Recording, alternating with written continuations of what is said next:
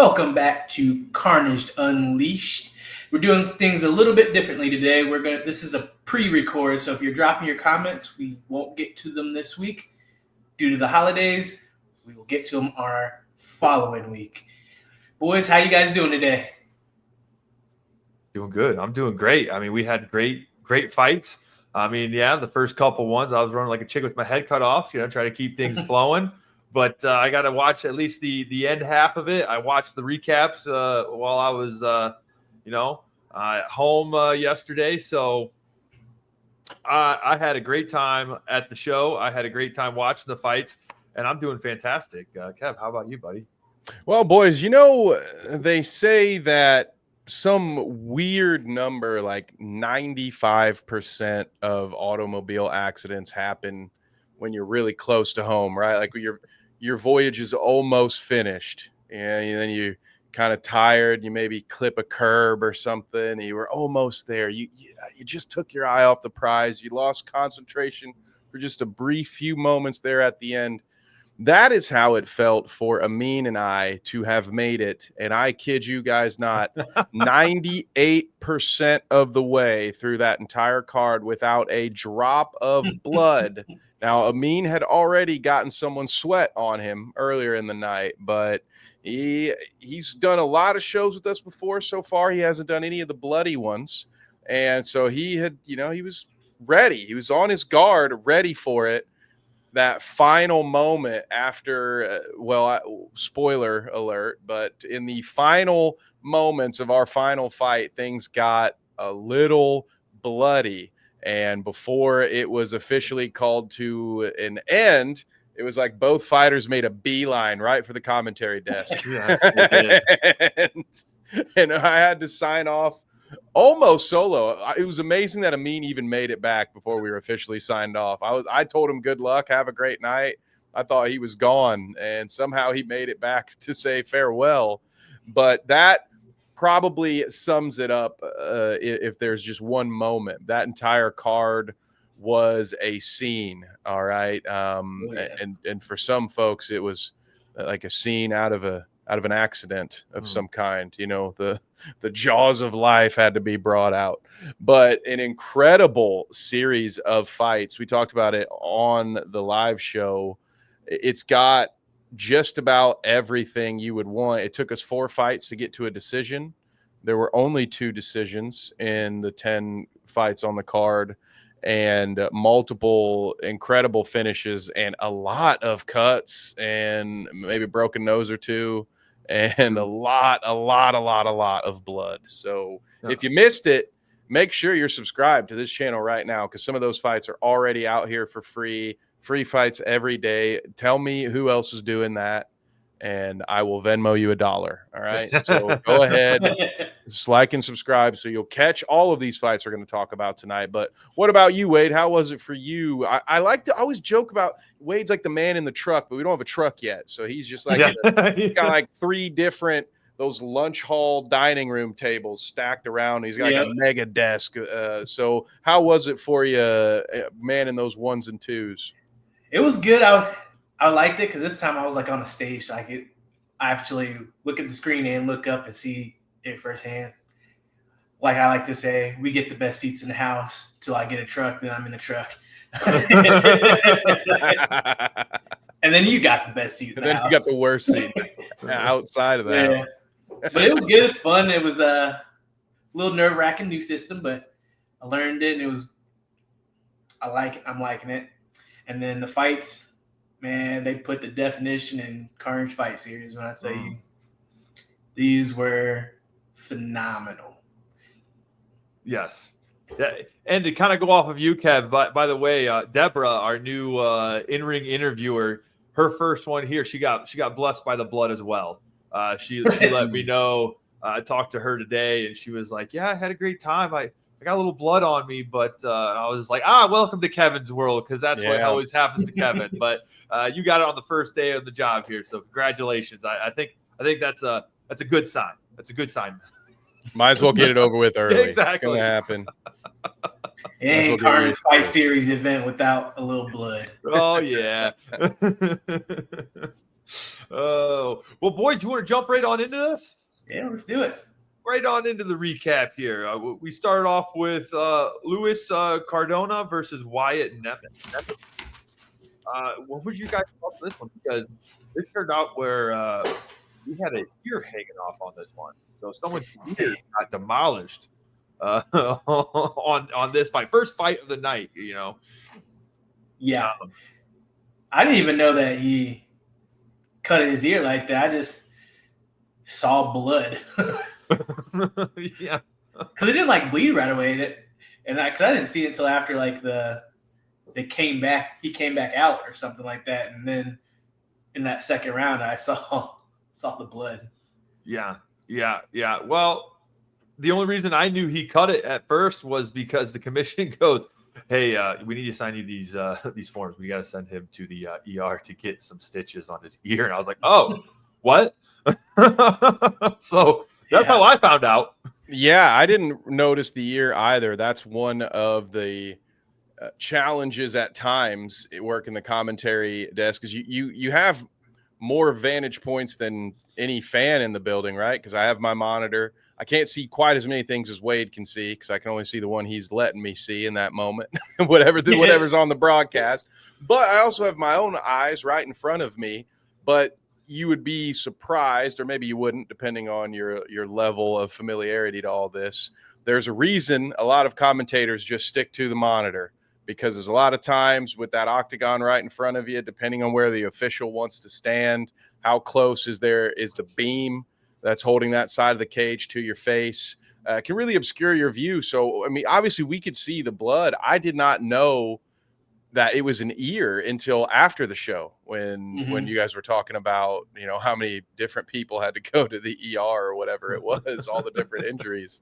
So that one was incredible. But yeah, Luis was the more seasoned fighter in this one, right? Which one fight versus no fights, right? Which we talked about on the card. I do love this part. Now I can talk with you two about things that Amin and I discussed during the card, because you guys have the fight experience, so I can get your opinions on this too. But you know, we thought, of course, that Luis had a bit of an advantage, because even one fight's worth of fight experience is probably worth its weight in gold when it comes to comparing it to your first fight. So I thought Wyatt Nemeth handled himself incredibly well to end up with a second round TKO. And, you know, Luis Cardona had won his first fight against Eric Demeeks at Route 30, Rumble 3. So a very impressive win from Wyatt. I thought he looked good throughout the entire fight, honestly. Wade, what were your thoughts about it? Yeah, so I think that one fight is a huge difference when you go up against a debut, because debut, you don't know what the emotions are going to be, that you sometimes get that really high adrenaline and then it just dumps and then you kind of like crash out. So I did think that Luis had the slight edge, but Wyatt looked good. He landed that clean hit that cut his ear open and ended up getting that TKO win. Zach, what was your thoughts on that? Well, like you said, like you coming in as a debut guy, you don't know what to expect. You can train many hours. You can do all of that stuff. You can be conditioned. You can, you know, do everything necessary to get ready for it. But when you're actually in the cage and you're facing one-on-one and you've got the whole crowd around you, you got the lights, you got the camera, it's a whole different ball game. And so, you know, like you guys said, you know, Wyatt impressed me with how kind of calm and collective he was as a debut guy coming in there. So I was very impressed with his victory overall. I just am, because you got to give credit where credit is due, and any debut guy coming in there and staying composed as he did, I'm impressed. Let's just put it that way. Very impressed. Yeah. For sure. Yeah, there will be a theme tonight as well of impressive, at least traits from a lot of these debut guys. There will be some other, I believe it's going to be Michael Smith that we talk about, where incredibly calm for somebody who is in there for the first time. It's because, like you said, it's two different speeds. And we talked about that a little bit on the broadcast too. And this is one, even if you're newer to the fight game, but you just like sports, or you at least played sports, I think everyone can acknowledge the difference between running full speed at practice, or they don't necessarily do this as much with football, but in basketball, having an open gym where it's like, yeah, dude, you're fighting hard. A lot of times you're playing against your teammates for a spot on the roster or whatever. So full speed sparring, full speed any and all that, it's not the same as once you get in there and your butterflies start interacting, like Wade talked about, the adrenaline dump, which was something else we talked about, where there were a couple of low blows during this event where we were discussing that, like what's the right it's a very fine line between too much rest, right? Like, because whether you got your bells rung or not, 30 seconds to a minute probably feels great. Like Amin points out, the other guy gets to rest too. But as I was calling out, it's something that I remember again from those open gym days. You run for 20 straight minutes, then all of a sudden you sit on the floor for 5 to 10, and it's a lot harder to get up than it was 3 minutes ago, once your body starts to cool down and thinks, okay, the job is over. So yeah, just in a great performance by both, because it's not an easy spot to be in either. First fight of the card, there's even potentially even more nerves, because you have to set the tone. Everybody's been waiting for this thing to get going, and they did exactly what you would want an opening fight to do. So props to both of them.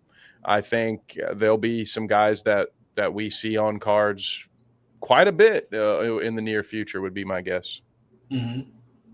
Yeah. And they set the tone really well, and that led into an impressive second fight, something I have never seen before. It was Nate Murphy versus Daniel Barrett, and Nate Murphy ended up getting the takedown and then held him against the cage and just started kneeing to the body, and you just see him tap, and I'm like, what just happened? This is wild.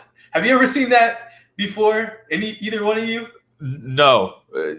I mean, I've seen tap from strikes. I had one of those in my career. It was a tap from strikes, but I've never seen a tap from knee strikes to the body. So yeah, that is a first for me on all levels, because I don't even think I've seen that.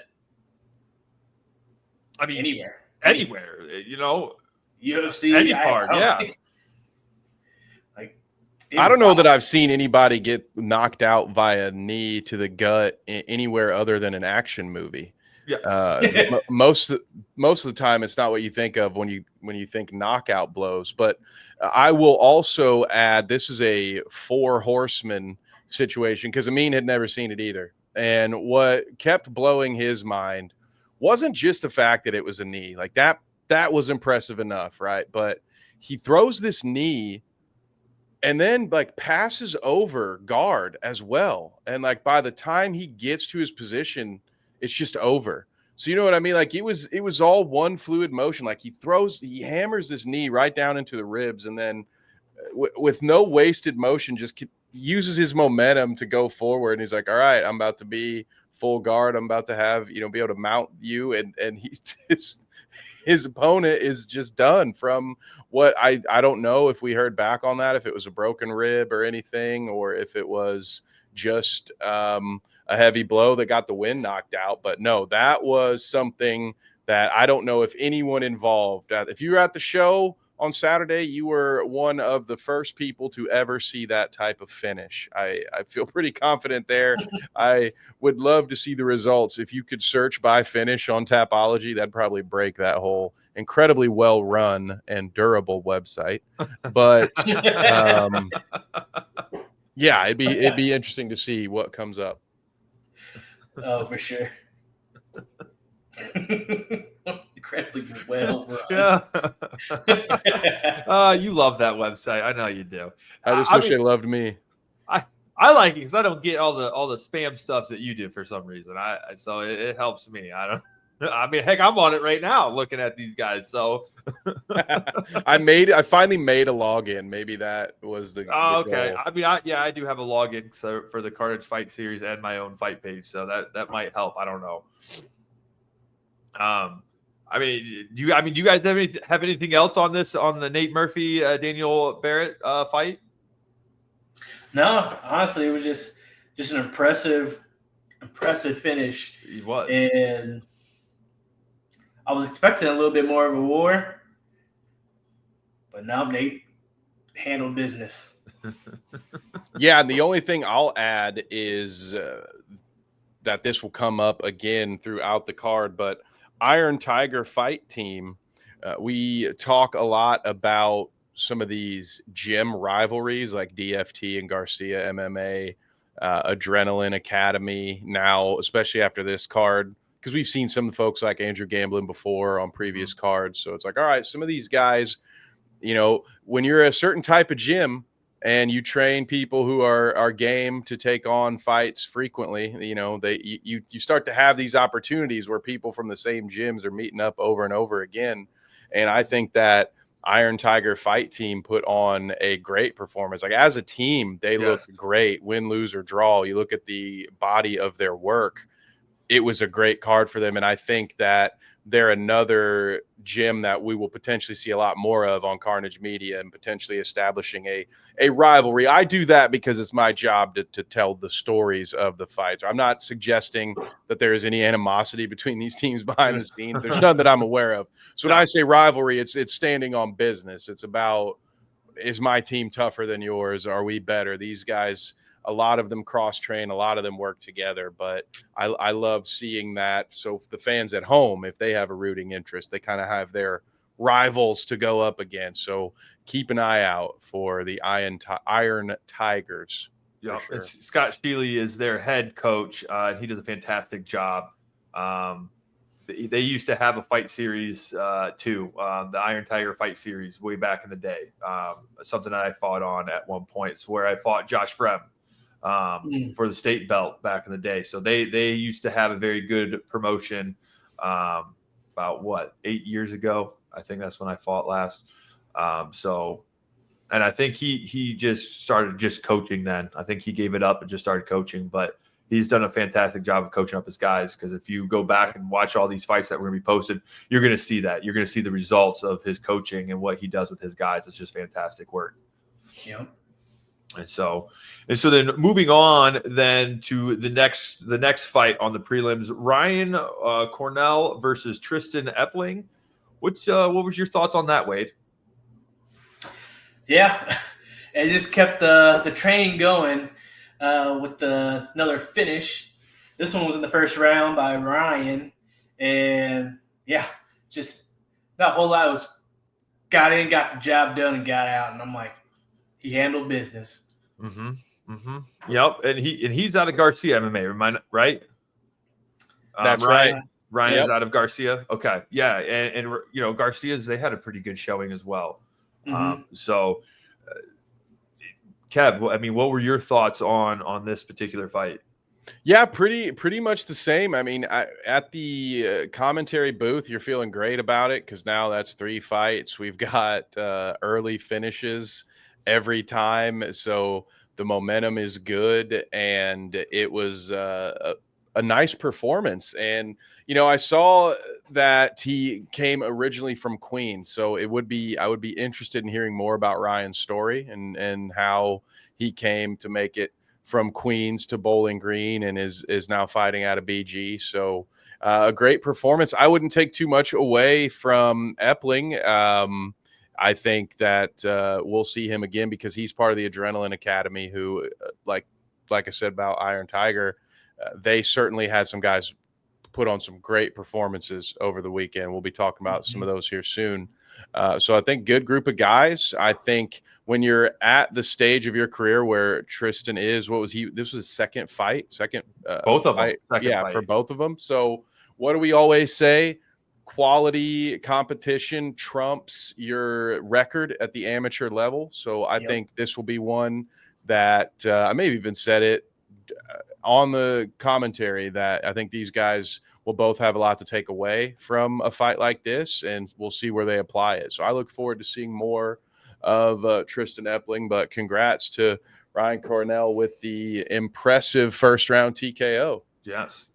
And then moving on, coming to the end of the prelims here soon. Second to last on the prelims, Michael Smith versus James Gibson. So now a little backstory on this. You guys have actually grappled before, and Michael Smith actually beat him in a grappling tournament back. I don't remember exactly when, but this was Michael Smith's debut in MMA, but it wasn't his debut in fighting because he's had some grappling, he's had some kickboxing, he's done some boxing. Because I talked to Scott Sheely about that too. If he was a little nervous about putting a guy who's a debut against a guy who's got 8 fights, if I'm not mistaken. Hold on, let me double check. He's got a total of 8 fights, and so that's a lot of experience. And I was even talking to the commission about it. They were a little nervous about it as well, of putting a guy with 8 fights against a debut guy. But then talking with them about, hey, this guy does have experience. Yes, it's not an MMA, but he does have some experience coming in here. And Michael Smith showed it when he came in. Yeah. Like he didn't look like a debut guy. He came in and he was poised. He was ready to fight, and he was exchanging, and he was doing everything he needed to do. I mean, it went on the ground. He did a well job on the ground. He did it well while standing up as well. So it was super competitive. Like, I mean, results say it all. Like, this was the first of only 2 decision wins. Like, unfortunately, Michael. Yeah, I was gonna say. Unfortunately, Michael Smith didn't come out on top, but James ended up edging that decision out. It was a split decision, though. It was back and forth. No, I don't think it was a split one. No, this was that's not the one that was split? No, it wasn't. That was the second one. Okay. Yeah. So, but I mean, it was super competitive. Like, it was close rounds.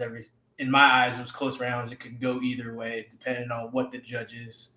It was the deciding factor for each round. Mm-hmm. Yeah, it was very impressive. And what you just told us, Zach, makes it make a lot of sense, because that was one of the takeaways Amin and I had at the desk as well was, wow, Michael Smith is eerily calm for somebody in their debut. Like, he was methodical.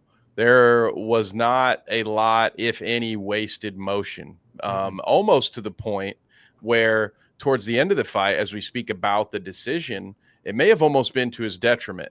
Amin and I were calling out that he may have been a little too calm. Maybe too calm is the wrong way to put it.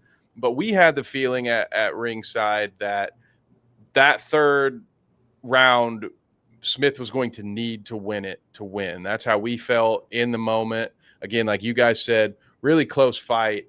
But it just felt like Gibson had been a little more aggressive, and it's, if it's a close fight, the tiebreaker is going to go to who set the tone, who was on offense. You only get so much credit for great defense, and you can't score points on defense in this game, unfortunately. So it came to a point where we were thinking, he really needs to go. Like, he really needs to make a move, do something to stand out, because he was in control of himself and was putting up a great fight. But in that moment, we felt like maybe he needed to go for broke a little bit sooner in that final round to really try to establish, this is my round. I've won this round.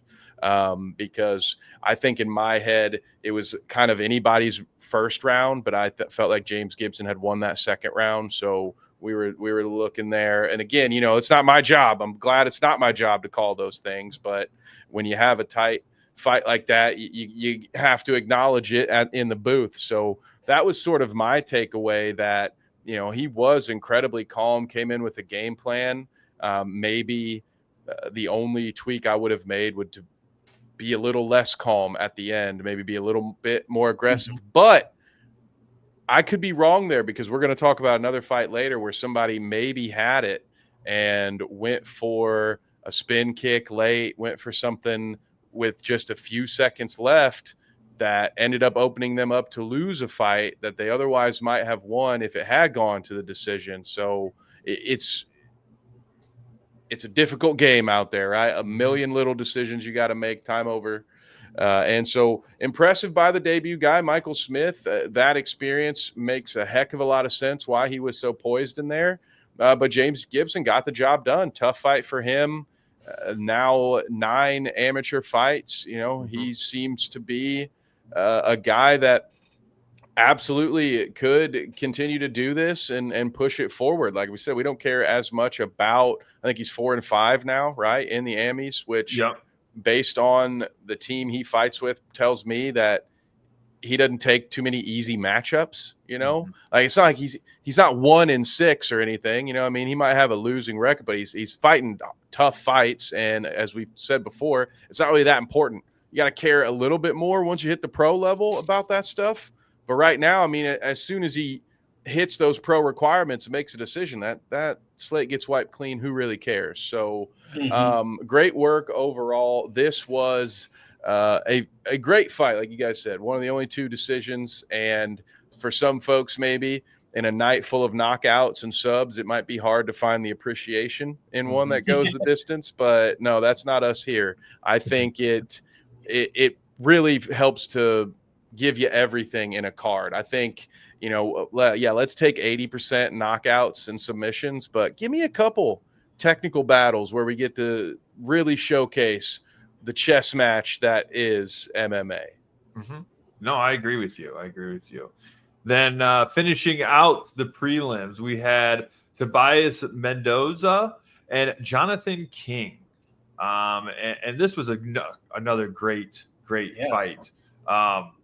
Wade, what were your thoughts on this one? Surprised, because they're both debuts, so I thought they're going to come out like normal debut people. Swinging hard and just not showing any control. Exactly. They were very controlled. They're very technical. They looked like they had experience. And Tobias was very, calm. He didn't show emotion. He just went out there and just was looking for openings and ended up getting the TKO win there. Even in his post-fight interview, he's just a man of little words. He didn't really have emotion. He's just cold. He enters in there. He's handling business. He's he got one thing on his mind. Kill.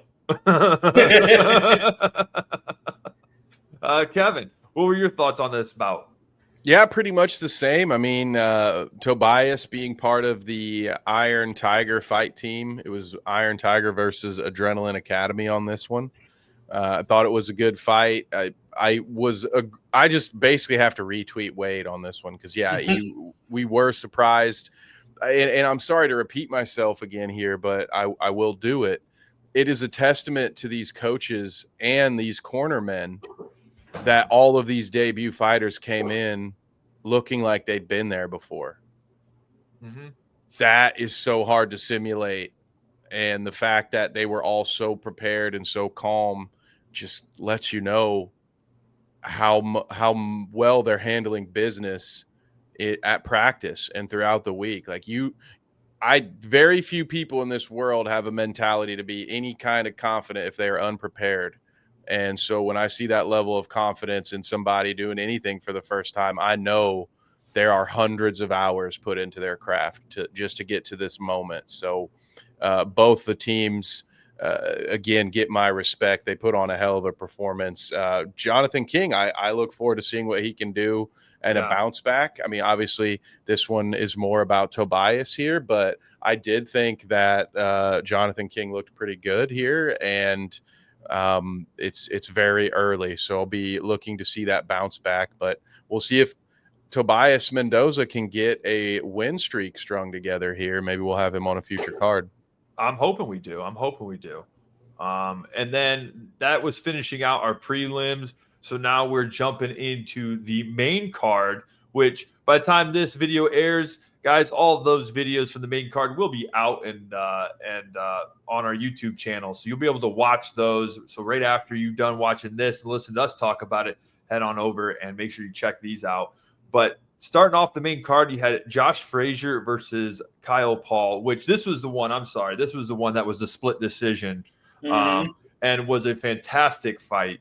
I mean, it really was. It was 3 rounds of just great fighting because you had it everywhere. You know what I mean? I mean, they're standing up, they're against the cage, they're on the ground, they were doing it all, and I love to see that. on the card. And don't get me wrong, I like seeing knockouts, but I also like seeing these fights where you get to see these guys, showcase all their skills, because that's what this is, mixed martial arts. You have to showcase all of those skills to advance and to really make a name for yourself and get those wins. So, I'm going to start off with you this time, Kevin. What was your thoughts on this Josh Frazier, Kyle Paul? Because it was a split decision, and I didn't say it. Kyle Paul won this split decision. And I think this is the one that you're talking about that could have kind of gone either way, depending on some of the stuff that happened there at the end. Yeah, this was another great fight, and I was impressed by both fighters. Something that impressed me we'll start with Josh Frazier, because I noticed who his cornermen were for that fight. It was Dylan Budka, Gates Sniper Cook, and correct me if I'm wrong, was Braden Benson with him on that one? I know the three of them cornered together at one point, but either way, I know Dylan and Gates were in his corner for that. And there was you can only have two. So. Was it only two? Okay, yep. So those would have been the two. Thank you. And there was a moment where I want to say it was either the second or third round where all of a sudden we started seeing Josh use a lot more feints, and I could tell in the hip movement, I was like, oh, that's Gates right there. I was like, that is Gates, the Sniper Cook right there. And so again, that stuff to me signals a higher skill level. And I'll let you kind of course correct me here if you think I'm wrong, but it's one thing to even be able to make coach's voice out amongst the sea of people yelling, kill him, get him, Ronnie, take his head off. So it's one thing to even be able to identify coach, but to be able to identify coach, hear an instruction, and do it. That was something that we saw as well. We were seeing something get called for, and Josh would throw it. So I thought that was pretty impressive for guys still pretty early in the game to having that high level. And like you said, there was a little bit of everything in this one, which again just told me that both guys were very well-rounded. And I do think this one is one that could have gone either way. But Wade, what were your thoughts on it? Yeah, I'm gonna take your famous line. I'm glad I didn't have to judge this one, because yeah, I had a tough time telling who would win, because it was back and forth. It was all assets of martial arts, and yeah, I just enjoyed this fight. So when I rewatched, I'm just enjoying the fight. So kudos to both of them for throwing on a war, and it didn't have to end in TKO or KO to be entertaining. Mm-hmm. Right. And Zach, you mentioned like the final moment situation. Should we sort of break that down? Do you think that's worth discussing with the group? Yeah. Go ahead. What's your thoughts on that?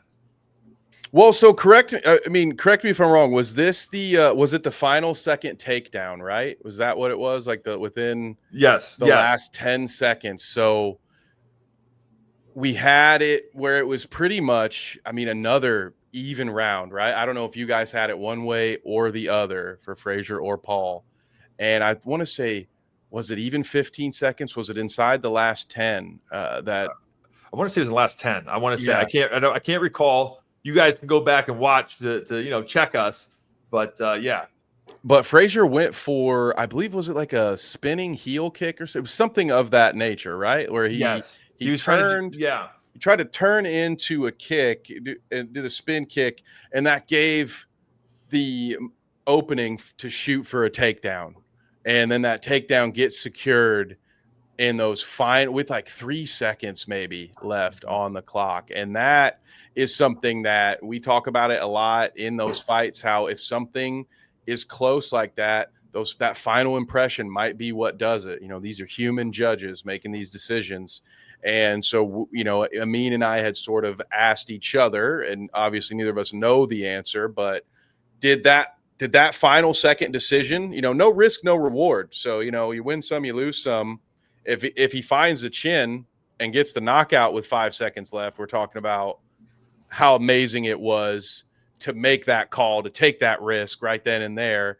But in this instance, what did you think, Zach? Do you think would a moment like that, could that have been the deciding factor? Listen, a last minute takedown, by the way, a last minute takedown can change the round in your favor just like that.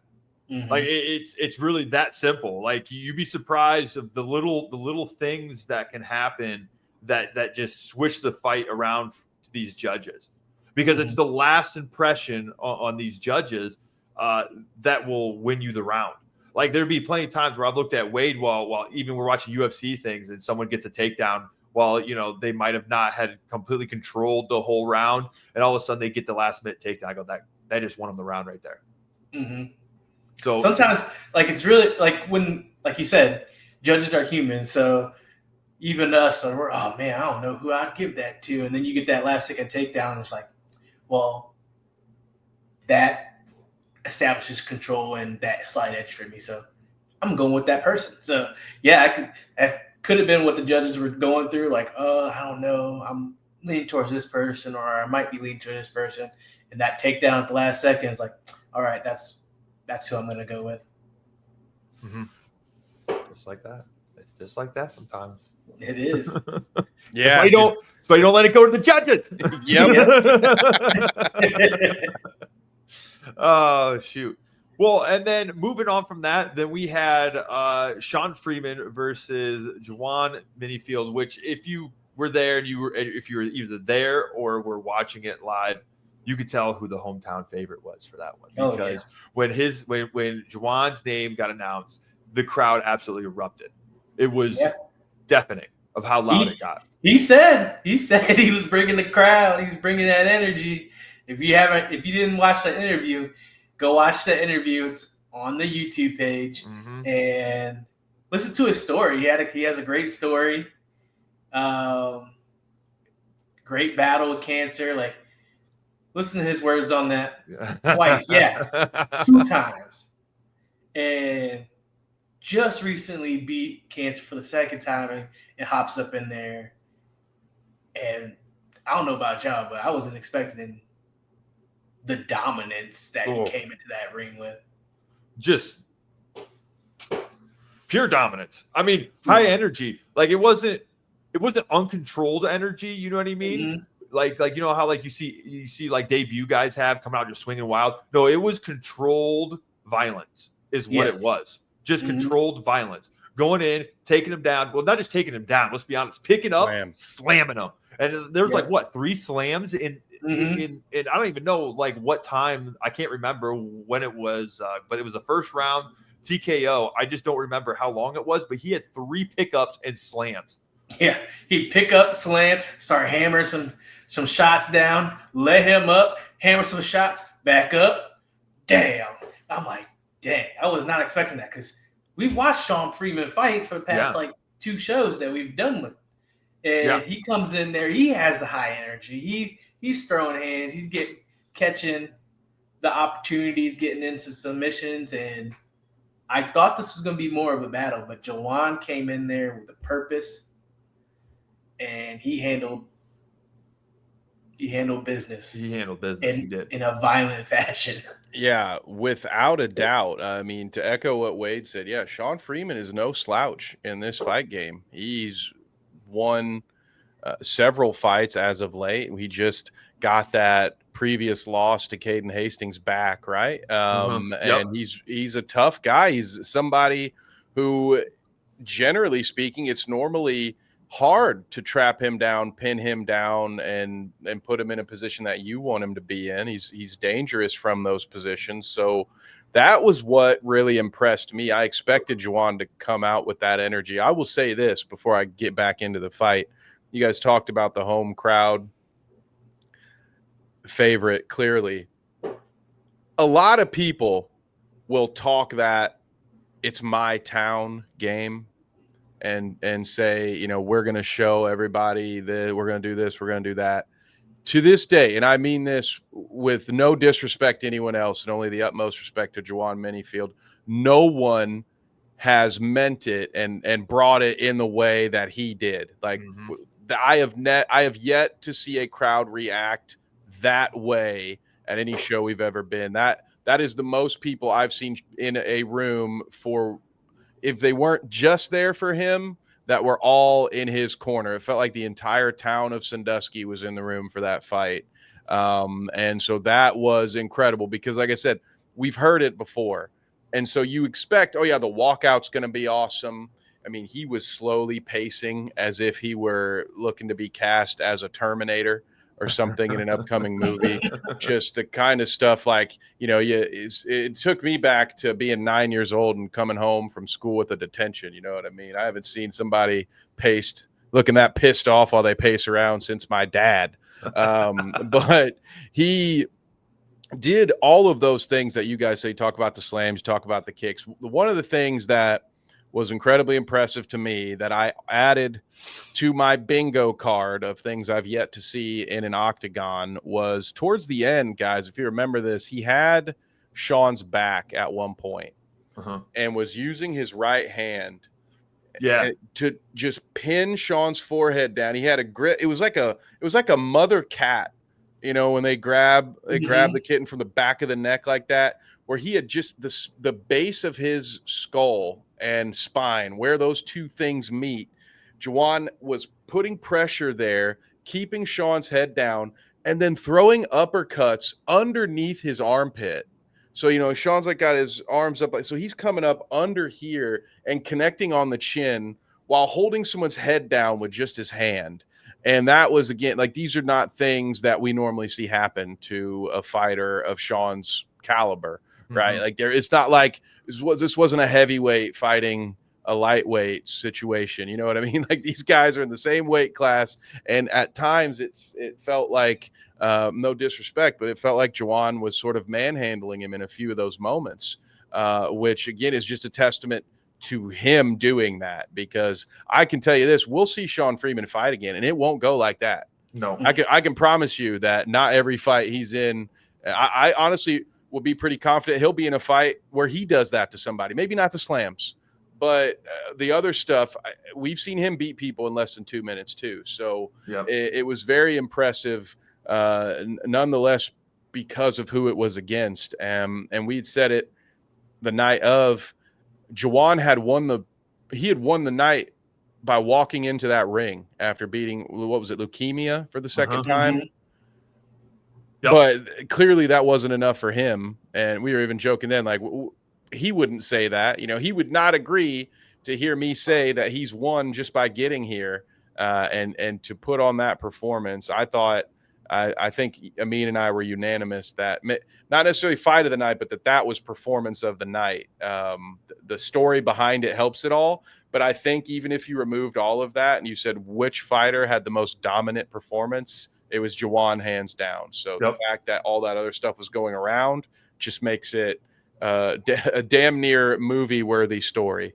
If not at least the silver screen TV adaptation.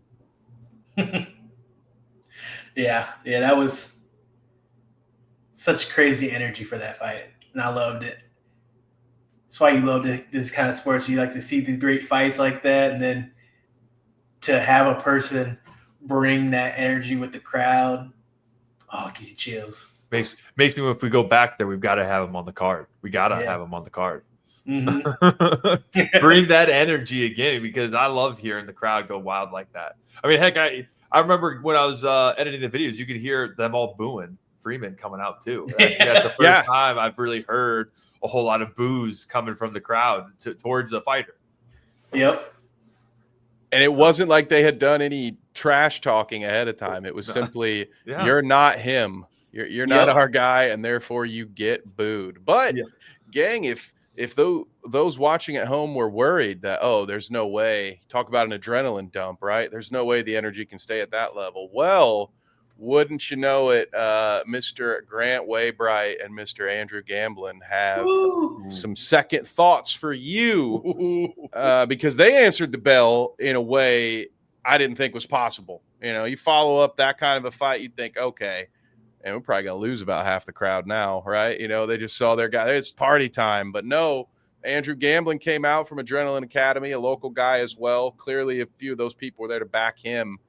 And Jesus, boys, this was a tale of 3 separate fights. Like, each round was its own complete story. Like, it was all Grant round one. Yep. Andrew really looked like he was having a hard time figuring it out. Andrew figured it out in the second round. Things got a lot more even, if not maybe into his advantage at that point. So we're sitting at the commentary desk thinking this is one winner of the third round is going to win this fight. And holy hell. First of all, Grant Waybright is one tough individual. Incredible. There was a moment there I thought for sure he was kind of out on his feet, but he scrambled, I think attempted a takedown, got his feet back underneath him somehow, and then came back out for a third round, because the moment I'm talking about, I believe, happened in the second round. Yep. And I mean, props to Andrew Gamblin. He put on a performance. I think his speed and agility over the course of the fight was really a determining factor for him. And also just a little bit, and this is coming from the professional, he would say that he would have wanted to see Grant put his hands up a little bit more in that third round. Yeah. Well, through the whole fight. Yeah. The whole fight, he had his left hand down. Now, the first 2 rounds, he had that right hand up, but that left hand was down a lot, which was leaving him wide open for those shots. Yep. And going off of you, like you said, the first round I had Grant. Grant won that. He was throwing a little bit too much power on his punches, trying to kill him. But he was landing those, and he was hurt. I guarantee you he was hurting Gamblin, because Gamblin was staying back. He was being very cautious that first round. It wasn't really coming out and advancing and attacking real hard. He was picking his shots, but I thought that Grant had that whole first round. I would have scored that 9-10 Grant. And then going into the second round, I mean, Gamblin ended up dropping him twice, right? Dropped him twice. And each time, though, Grant came right into him. He did exactly what he needed to do, came right into him, went for the takedown, at least keeping his head away from him so he couldn't get struck, and worked his way up to his feet. And then Grant did sit back, because let's be honest, he was rocked. You could tell the first time he was wobbling. What did he do? He didn't stay back. That boy came out attacking. He didn't sit back and just wait and try to recover. No. He's like, oh, you got me? I'm going to try to come for you. Well, that kind of hurt him, because then he got rocked again and went back down, but instantly did the exact same thing. He came to the legs, tried to go for a takedown, try to recover that way, and work his way back up to his feet. He did a fantastic job. But then that gave, as you said, Kevin, that gave Andrew the confidence, because at the end of the round, you saw him kind of like messing with him, doing this weird stuff, trying to really mess with them. And I don't think that worked, but you could just see his confidence rise from the first to the end of the second round. Yep. And then going into the third round, Gamblin was he's like, I got this. Because I was talking with you, Wade, and I was like, that's a debatable 10-8 round to Andrew, because of how much he got rocked. Dropped twice on that. Yeah, he recovered, but still, that could be debatable of a swing in it. I remember talking about that. I said, you asked me, and I said, yeah, I think that's a 10-8 round. So, like, for amateurs,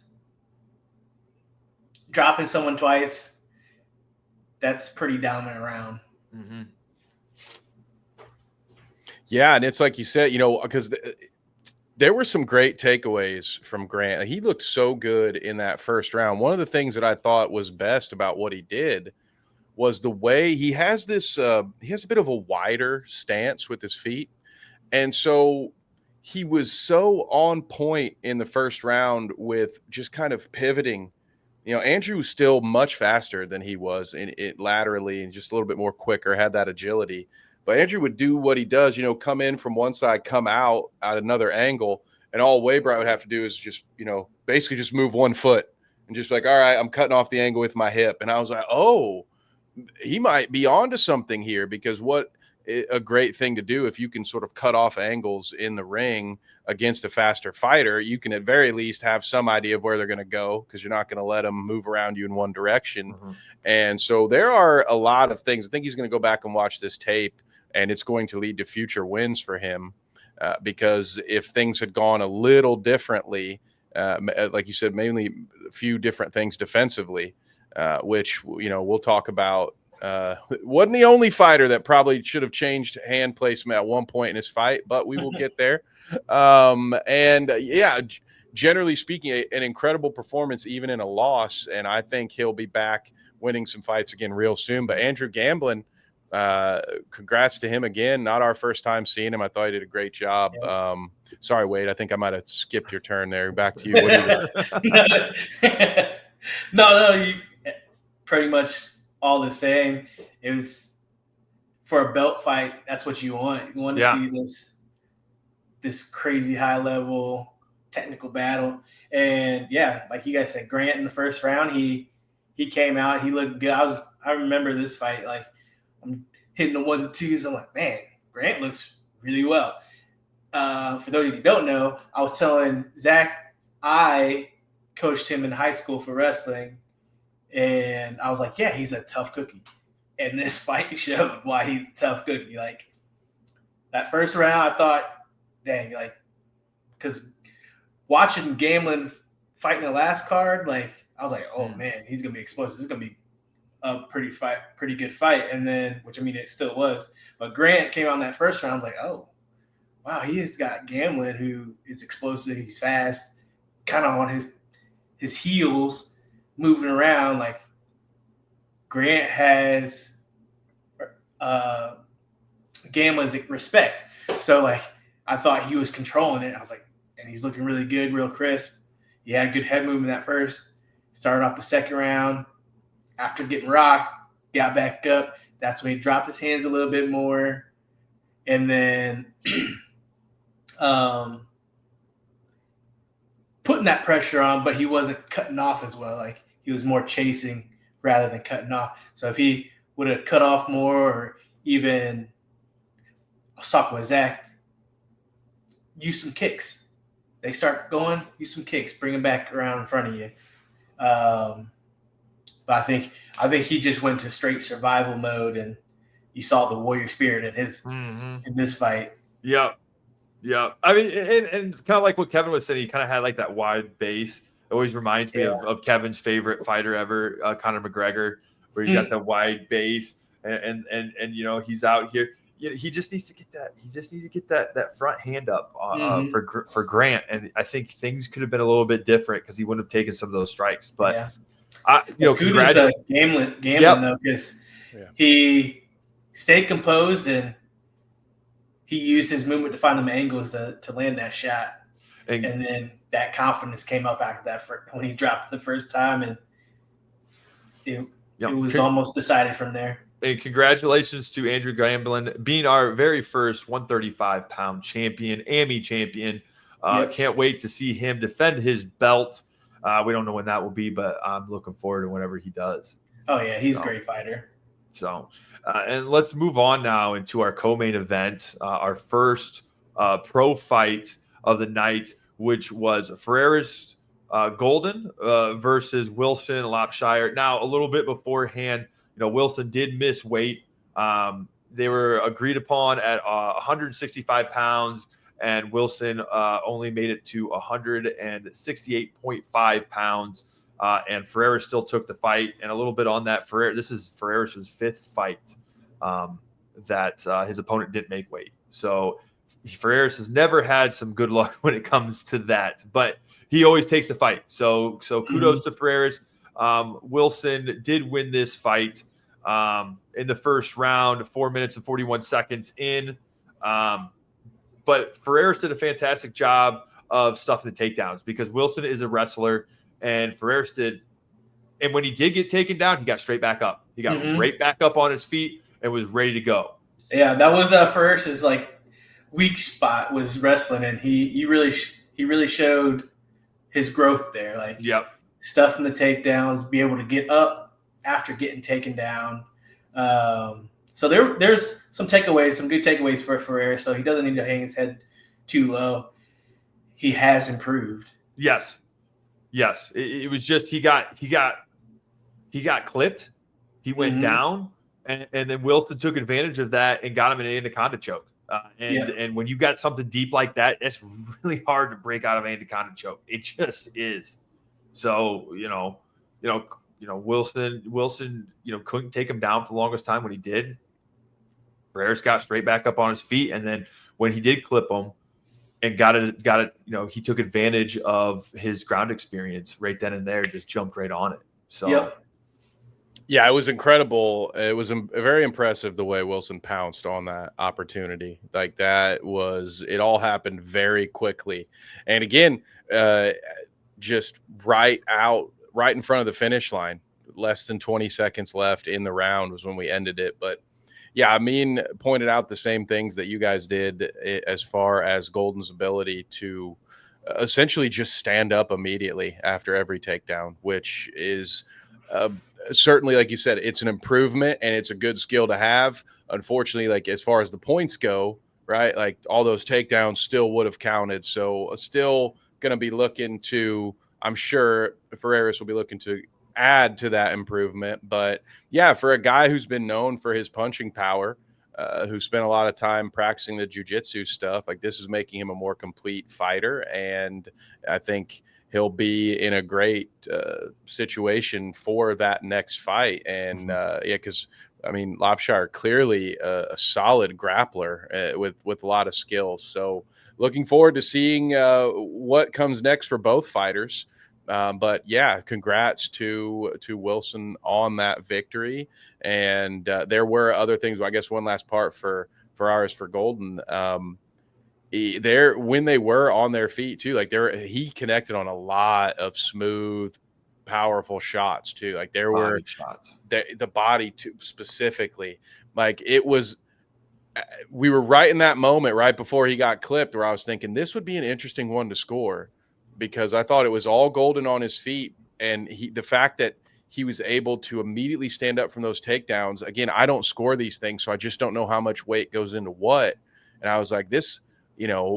I'm assuming it was going to go to Lopshire because of the number of takedowns, but it would have been interesting to see how that could have played out with those significant body shots and all that stuff, and the inability to really get much control out of the takedown. So, man, I rarely say this. I would have loved at least 3 more minutes of these guys. Like normally we're like, oh yeah, give me the finish. I did not. That one ended too early for me. I wanted to see more of those two. Yeah. I think I have to piggyback on that. I wanted to see some more of that too, because, yeah, I forgot about the body shots. He hit like a 3-4 punch combo, just he put weight behind them. I could feel those. You heard that thud. I feel those. So kudos to freaking Lopshire, because he was a tough guy for taking 4 straight like body hooks with all the weight into it. And Feraris hits hard. I've sparred with him, and he's rung my bell. Yeah. Oh, another fun moment from this one. I think Wade got a couple of laughs in when Amin started talking about how he can always spot a wrestler within a minute, something like that. Yeah. And I was watching Wade laughing over at the table. I think I'm pretty sure it was Lopshire. On his way out, Amin said, within the first 30 seconds, this guy's shooting for a takedown. And I want to say it was like 14 seconds in, and he's like, I told you. I told you.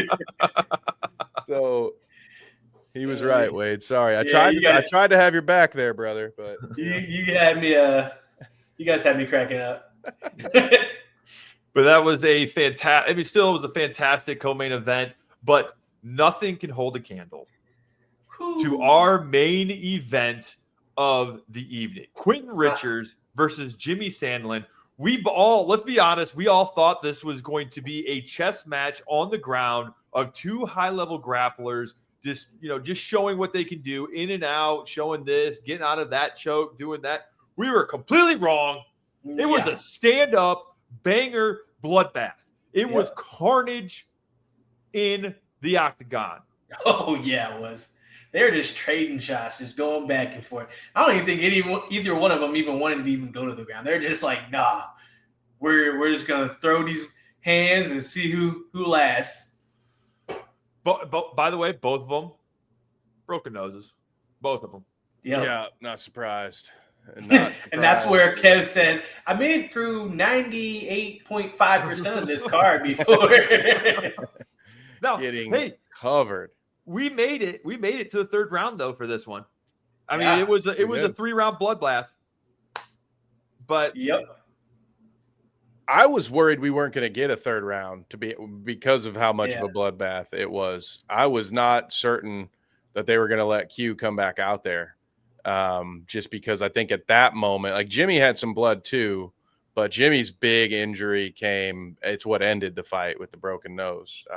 That was bad. I mean, that was one, I think, as far as the ending, I think it probably should have ended earlier. I don't blame the official because it was hard to see, but from our angle, we could see there were 2 different times where Jimmy just immediately put both hands towards his nose. Like at that point, his first thought was like, my nose is snapped. Like I think if the ref had seen, because I think in the one moment, like Q was right behind him and tried to grab him or something, grab him out, something like that. But Jimmy at that moment wasn't necessarily even playing defense. He was just checking the status of his nose. And then they separate one more time. He runs over towards the commentary desk. The 2 of them do. And then Amin had to take off. But that was wild, guys. Not only did they not want to go to the ground very often, but I mean, these guys it was like a scene out of Rocky 3. You remember the end of Rocky 3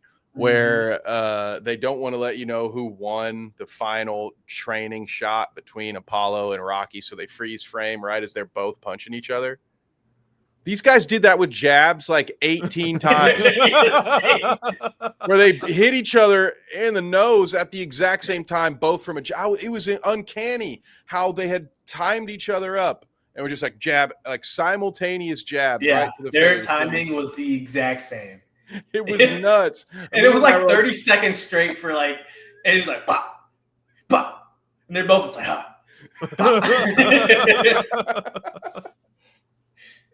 Yeah, we were like, man, the first guy to throw a feint or, change his angle is going to be just in a real advantage here. But, man, those guys went back and forth. I mean, it was very even in the first round. Like I said, I think the second round was, and maybe it's just bias based on the damage, like the visual of the whole thing. But Q, I think at that point, I think they both might have had cuts on their eyes, but I think Q got his broken nose in the second round. Yeah. And it was really bad, really bloody. And so, I thought maybe that second round probably would have gone to Jimmy, but holy cow, that third round was absolute chaos. Exactly. If you're a fan, like how you would want to end a night, right? Not only you get most of all 3 rounds, you still get the exciting finish. You get the good, different type of chess match, the very opposite chess match that we thought we were going to get. And in fact, when they were spamming jabs at each other, felt a little more like checkers in those moments, but it was a great fight nonetheless. It just was a surprise to see. And wow, what an incredible performance. And I need to purchase one of those Cactus Jack themed shirts. I've got one. He does. Have a nice day. Oh man, but yeah, to me that was fight of the night, hands down. Yeah, fight of the night, bloody mess. I loved it. It had you on the edge of your seat. Edge of your seat. Good God, words. Yeah. To what you were saying, Kev, too, is like Quintin did break his nose in the second round, because I remember I was looking at different camera angles, and I don't know if I put it up on the feed, but the one angle I saw, it was a nice like straight, I believe, and it hit him right in the nose in that second, and you saw Q go and like touch his nose and shake his head, and I was like, oh, his nose broken. And then right on Q, it was like, oh, Q's leaking blood, and then I'm like, yeah, he broke his nose. Yep. And I think that's probably where we start talking about, the challenges of trying to breathe. Because that's the thing, like, when people think broken nose, most of them are just regular old folks, who probably haven't had to go through that one way or the other. As someone who has had his nose broken, I can tell you, it's scary to see a bit of your bone shining through up here, but that's really the least of your concern. It's really, I can't frickin' breathe. I cannot breathe. And so that was the thing that we were talking about. And that's with or without the blood actively coagulating up into your airways. So for you to be a pro fighter in a 15-minute bout, so it's not even I got to survive the next minute and a half. It's like I got to survive the next 3 minutes and then do 5 more. And good luck in your nose, out your mouth breathing with the broken nose. Like that just added a whole other layer of difficulty to it. Yeah. And if you don't know, you can't blow your nose either. If you blow your nose, instant swelling, your eyes swell shut, and you can't see. That happened in a UFC fight. Dude broke his nose. He's about to come out. And he did blow his nose, and then he goes and blows his nose, and then boom, blow. Like can't see it. I'm like, oh, why would you do that? Oh, that's. Don't you love the human brain? You know? Yeah. Like it just like drives you around all day. You trust it. You think it's real smart. And then it's like, it tells you to do something you know you're not supposed to do. And you're just instinctively like, oh, shit. No. All right. I guess I'm done tonight. Damn you, brain, you idiot. Yep. It was like that nagging thing. He's like, man, I just need to clear it out to breathe. And he knows his nose is broken. Right before ref's like, you ready? He blows his nose. And then you just see him like, poking his eyes, and it's just swollen shut. And I'm like, yep. That was a bad move. Q, fortunately, did not do that because went on to be more of a war. So yeah. And the finish with the knee, by the way, right? The knee is what broke that. I think Q had thrown a Superman punch sometime as a part of that combo. So I saw some folks on social media, like after the fact, being like, oh, broken nose via Superman punch. I'm pretty sure it was the knee, but wait, did either of you guys get a better angle at it? I didn't see. I knew he hit him on the knee. I don't think he landed the Superman punch. Yeah, I didn't think so either. No, I think he at least not cleanly. And I didn't really hit it. It kind of went up against the fence, and that's when he was throwing some knees, and so I didn't really see the finishing blow. I didn't even know he broke his nose or anything like that. I just saw it stopped, and I was like, oh, yeah. I was even behind the keys. I was like, what? What happened? Yeah, dude, it's a good. There was a time in my life where seeing that would have made me very squeamish, and I don't know if would have been able to continue to speak into the microphone. So I am glad that was not the first time blood has been near the commentary booth. So I was ready at this point. You know, it's probably going to take a pretty wicked arm bar to gross me out. You know what I mean? Like I'm gonna have to see something like that to be like, oh God, no. But that was close. Also, I guess it kind of helped that Amin had to run, because then I was like, well, the show must go on, baby. So if you're going to throw up, you better do it in 20 minutes. Not right now. Oh, that's why he went, because he's got to throw up. Well, no, he went because he got the blood on him. Me, that wasn't the first time I gotten blood on that exact shirt. Yeah. So I was like, well, I'll either get it out, or, you know, a couple of times it lands in a place where it's like, oh, no one will actually notice that, especially if I bring my vest. That's what happened with the white shirt. I tell you, buy a black t-shirt. Black on black. Yeah. On black. Yep. I will switch it at some point, but we made it. Man. But yeah, no, it was a fantastic card all around. Thank you to all the fighters that came out and performed. You guys did a heck of a job. Seriously, you guys did a fantastic job. I'm impressed with all of you guys. And any one of you guys, I'd love to have you guys back on the card. So get in contact with us, especially because we're going to start matchmaking for our next show, which is going to be August 23rd, Findlay, Ohio, Carnage Fight Series 3. Hopefully Kevin gets more blood rained on him. That's what I'm hoping for. Yeah. Tom found me a poncho. Of course, he found it after the show. But we'll use it next time. Oh man! So any last minute thing here, boys, on the card? What? Anything else? Because I mean, I know we went over this pretty extensively. So my thoughts are all out there. Yeah, my thoughts are out there too. Like, if you didn't watch it, you didn't buy it, hey, we're releasing these fights on our YouTube page. Have yourself a little binge party. It's going to be in a playlist. Carnage Fight Series 2, Richards versus Sandlin. Check it out. Yeah, I agree. Check that out, and check out CFS1 as well if you're up for it and you missed it. I would honestly, if you're catching this on the tail end and maybe you didn't watch the card, what I would do is corral CFS1, maybe Combate MVP, and this, because there were several fighters.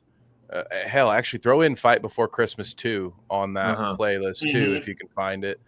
Because a lot of these guys have had fights over the last 6 months leading up to this, so it'll be a cool experience for you to be able to go look at Shawn Freeman and see what he did a couple months ago, and then compare it to what happened last night. There will be a ton of other fighters that we tried to call them out every time we saw them on the show, but yeah, absolutely, get yourself caught up in what's going on. There are some real rising stars in Ohio here in the MMA world that we have been blessed to see frequently on our Carnage Media airwaves. And what I'll also say is I'm going to enjoy having Q on our card as we can, because I have a feeling that he's going to get called up here soon to something bigger, and we're going to be in his rearview mirror, which I hope he does, because I wish the best for him. He's done a fantastic job for us. I mean, technically right now he is basically the face of our promotion. He has headlined both of them, so he is the face of Carnage Fight Series right now. So I'm very blessed to have him on those cards and showcasing his skills, because you're saying he might dress like Cactus Jack, but right now he's very much your Hulk Hogan. Is that what you're saying? Oh yes, brother. Yeah. Yes, Well, shoot. Well, hey, Kev, where can they find you, buddy? That's right. You can find me over on Bite Size Sports. Check that out. We're gearing up for the inevitable start of the NFL season. Check us out over on the Dweeb channel, talking movies, comics, TV shows, all of that good stuff. And of course, me and my good buddy Danny doing our comedy live show, The Clout Route, every Tuesday evening. So when you're watching this, we will have just done a show with a couple of special guests. So go check that out. And other than that, just right here, this channel right now, do me a favor. If you're a wrestling fan, go check out the Wrestling Minute podcast right here at Carnage Media Pay-Per-View, or check out our own independent promotion that we are blessed to work with, Benchmark Pro Wrestling. If you want to see the real stuff for yourself, our Absolute Grand Prix video is doing very well. So thank you to anyone who has watched. Go check that out. That's where you can find me. Wait. Yes. I'm here with the boys every Wednesday, 7:30, Carnage Unleashed, talking about the latest and greatest in martial arts. Yeah. And if you want to catch previous fights, check out our YouTube. So we're always posting every single day. So like you guys said, who does that? We do. We do. Us.